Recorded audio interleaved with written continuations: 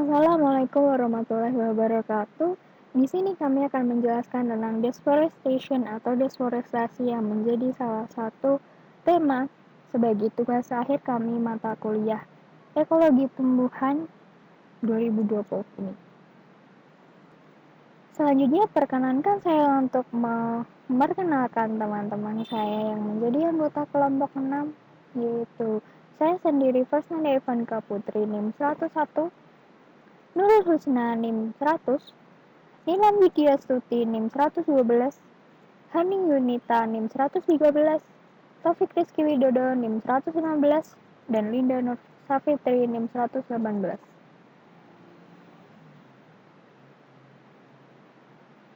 Dengan tema deforestasi atau deforestation, kami akan membahas suatu jurnal internasional dengan judul Community Forest Management in Indonesia Avoided Deforestation in the Context of Anthropogenic and Climate Complexity, atau dengan judul bahasa Indonesianya yaitu Pengelolaan Hutan Kemasyarakatan di Indonesia, Menghindari Deforestasi di Indonesia dengan Konteks Kompleksitas Antropogenik dan Iklim. Sebelum masuk ke pembahasan yang mendalam tentang deforestation atau makalah jurnal dengan judul jurnal yang sudah saya sebutkan sebelumnya, apakah ada yang tahu apa itu deforestation atau deforestasi? Ayo. Nah, menurut Kamus Besar Bahasa Indonesia, deforestasi diartikan sebagai penebangan hutan. Deforestasi terjadi ketika areal hutan ditebang habis dan digantikan dengan bentuk penggunaan lahan lainnya.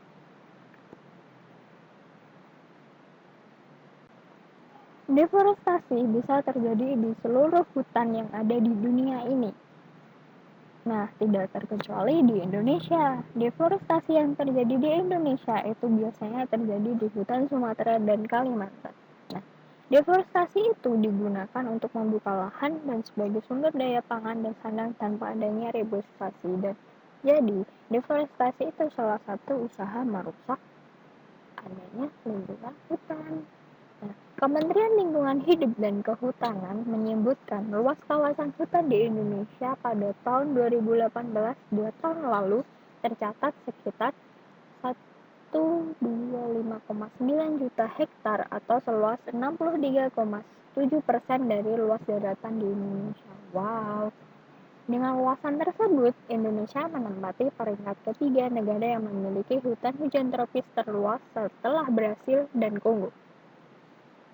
Namun tuh hanya ada sedikit orang atau masyarakat di Indonesia yang menyadari pentingnya kekayaan hutan ini. Nah, selanjutnya kita sudah masuk ke bab makalah yang akan kita bahas atau yang kita buat.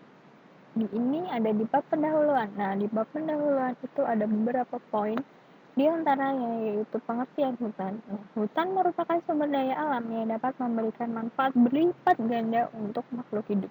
Entah itu manfaat secara langsung maupun tidak langsung. Nah, manfaat langsungnya itu apa aja? Nah, manfaat langsung dari hutan ini merupakan hutan itu penyedia bahan pangan, penyedia barang seperti kayu, daun, buah, dan bisa dimanfaatkan secara langsung oleh manusia sebagai bahan baku industri atau menjadi bahan baku untuk semua keperluan manusia. Nah, manfaat hutan yang secara tidak langsung meliputi hutan sebagai gudang keanekaragaman hayati atau biodiversity yang terbesar di dunia.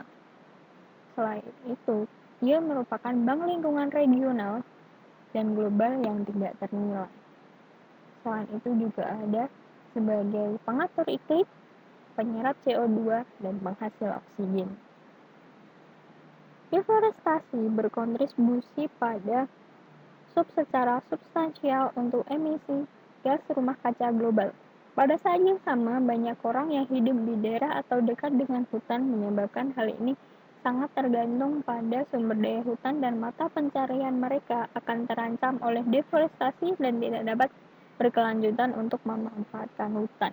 Nah, jadi deforestasi ini sebenarnya salah satu hal yang merugikan karena dia dapat membuat emisi rumah emisi gas rumah kaca global, dan akhirnya sumber daya hutan dan mata pencaharian masyarakat sekitar hutan akan mengalami berhentian pemanfaatan atau hutan itu tidak dapat dimanfaatkan lagi. Nah,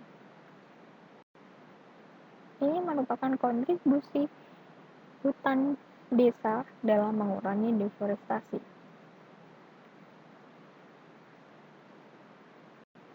Nah, selanjutnya, Indonesia itu memiliki tingkat kehilangan hutan yang tinggi karena ekspansi pertanian. Nah, banyak di daerah luar Jawa atau di daerah-daerah yang masih memiliki hutan seperti Sumatera dan Kalimantan itu menjadi salah satu mereka menjadi salah satu objek untuk bertransmigrasi dari Jawa, dan biasanya mereka akan membuka lahan dengan deforestasi ini atau deforestasi atau pembukaan lahan ini, di mana itu akan menjadikan suatu pertanian atau penduduk atau suatu tempat tinggal seperti itu.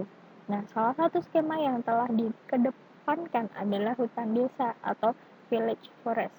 Hutan desa pertama diberikan di Sumatera pada 2009 dan di Kalimantan pada tahun 2011. Hutan desa ini bertujuan untuk meningkatkan kesejahteraan sosial dan hak guna hutan masyarakat. Nah, jadi hutan desa ini merupakan salah satu skema yang telah dirancang oleh pemerintah untuk menekan adanya deforestasi. Selanjutnya, nah setelah deforestasi ini, pengertian deforestasi. Deforestasi di sini merupakan proses penghilangan hutan alam secara penebangan guna mengambil hasil hutan berupa kayu atau mengubah fungsi lahan hutan menjadi fungsi non-hutan. Deforestasi berkontribusi pada secara substansial untuk emisi gas rumah kaca. Nah, perlu diingat nih, deforestasi merupakan hal buruk untuk hutan yang ada di dunia ini. Maka dari itu, pemerintah membuat skema untuk mengurangi terjadinya deforestasi di hutan Indonesia, terutama untuk di daerah Sumatera dan Kalimantan. Nah, skema yang ditetapkan itu merupakan hutan desa ini atau village forest. Hutan desa bertujuan untuk meningkatkan kesejahteraan sosial dan hak guna hutan masyarakat yang terpikirkan dengan membiarkan hutan dikelola secara hukum melalui wewenang kepala desa setelah perizinan profil oleh pemerintah. Nah, metode penelitian yang digunakan untuk menghasilkan suatu skema itu yaitu satu adalah analisis tempat penelitian dan pengumpulan data. Metode yang kedua yaitu pengawasan kinerja hutan yang dilakukan di Pulau Sumatera, di mana itu seluas 470.000 km persegi dan di Kalimantan seluas 530.000 km persegi. Nah, yang metode penelitian ketiga yaitu penggunaan lahan di pulau-pulau ini dikategorikan secara yurisdiksi menjadi dua kelas besar. Yang pertama, kawasan hutan. Yang kedua yaitu kawasan non-hutan estate atau area penggunaan lainnya atau APL.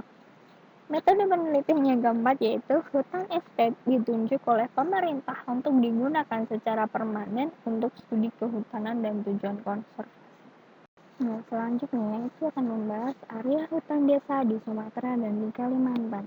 Nah, sekitar 65% area hutan desa di Sumatera dan Kalimantan dijadikan sebagai hutan utuh dan sisanya dijadikan menjadi hutan terdegradasi atau termasuk yang ringan dan mode hutan yang rusak parah sekitar 40-80% tutupan hutan, atau lahan yang sangat terdegradasi sekitar 0-40% tutupan hutan.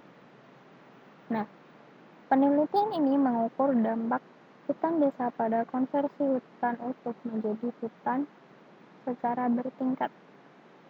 Nah, metode pencocokan menggunakan skor kecenderungan digunakan untuk memilih salah satu set bilangan kontrol di luar HD batas-batas yang menunjukkan karakteristik dasar. Apa saja sih yang dilakukan dalam penelitian ini? Nah, yang digunakan dalam penelitian ini yaitu ada beberapa. Yang pertama yaitu ada provinsi data sebagai proksi untuk faktor sosial politik.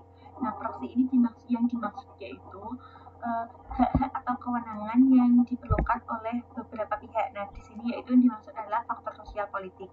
Kemudian juga dibutuhkan proksi ke kota-kota besar sebagai proksi untuk aksesibilitas. Jadi kota-kota besar ini memerlukan beberapa kewenangan untuk aksesibilitasnya. Kemudian yaitu dibutuhkan elevasi dan juga slop. Dan yang terakhir yaitu musiman jangka panjang dan lokasi di tanah gambut sebagai proksi untuk produktivitas pertanian. Nah, selanjutnya yaitu apa saja yang dapat dihasilkan dari penelitian ini. Yang pertama yaitu laju pencegahan deforestasi yang disumbangkan oleh hutan desa bervariasi melintasi skala spesial dan temporal. Deforestasi juga yang dihindari yaitu moderat dan konsisten di berbagai tahun dan lokasi untuk hutan desa. Beberapa area di HPT milik izin konsesi penebangan sedang menjalani kegiatan penebangan. Nah, kemudian analisis skala lanskap pertama dari tata kelola hutan kemasyarakatan dalam mengurangi deforestasi ini di Indonesia digunakan data dari Pulau Sumatera dan Kalimantan yang telah ditemukan bahwa pengelolaan hutan rakyat di bawah hutan desa pada konsepnya telah berhasil mencapai pencegahan deforestasi secara keseluruhan. Nah, telah kita sebutkan ya dan sebut-sebut apa itu tadi hutan desa. Nah, hutan desa ini memiliki beberapa tujuan. Yang pertama, yang perlu kita ketahui, yang pertama untuk meningkatkan kesejahteraan sosial desa, lalu untuk meningkatkan peluang mata pencaharian, melakukan kegiatan restorasi, dan untuk berkelanjutan komunitas lokal, dan juga sebagai memfasilitasi peningkatan pengelolaan lahan terdegradasi yang ada. Nah, kan telah dilakukan beberapa penelitian tadi. Hasil yang ditunjukkan yaitu yang pertama, berbagai tingkat manajemen seharusnya diimplementasikan di daerah dengan tingkat tekanan manusia yang berbeda. Kemudian, hutan desa juga dapat bekerja dengan baik. Namun, hutan desa ini ada tantangannya untuk di masa depan, yaitu iklim yang ekstrim dan kompleks tekanan progenik. Kemudian hasil yang terakhir yaitu dapat diwakili dalam kualitas bantuan teknis dalam rancangan hutan desa dan pengembangan, jumlah pembiayaan, dan dukungan untuk kepemimpinan lokal. Nah, kesimpulan apa sih yang dapat kita dapatkan dari penelitian dan pembahasan tadi? Yang pertama yaitu deforestasi dapat terjadi akibat aktivitas manusia maupun faktor dari alam. Nah, aktivitas manusia ini apa aja sih? Yang contohnya yaitu yang pertama, pengalihan fungsi hutan jadi pemukiman baru. Kemudian pemerintah sebaiknya juga menggunakan lahan selain hutan untuk hutan desa ini, terutama hutan lindung yang mempunyai binatang-binatang endemik. Pemerintah juga dapat melakukan kegiatan lain, contohnya yaitu sosialisasi kepada penduduk atau masyarakat tentang pentingnya peranan hutan bagi kehidupan sehari-hari, agar penduduk atau masyarakat juga tidak semena-mena melakukan deforestasi pada hutan. Nah, terima kasih teman-teman. Itu saja yang dapat kami sampaikan dari kelompok kami mengenai deforestasi. Apabila masih ada kekurangan atau belum paham, mohon maaf sebelumnya. Jika ada pertanyaan, bisa kita lanjutkan di diskusi kelas WA Group yang telah kita jadwalkan ya. Terima kasih. Wassalamualaikum warahmatullahi wabarakatuh.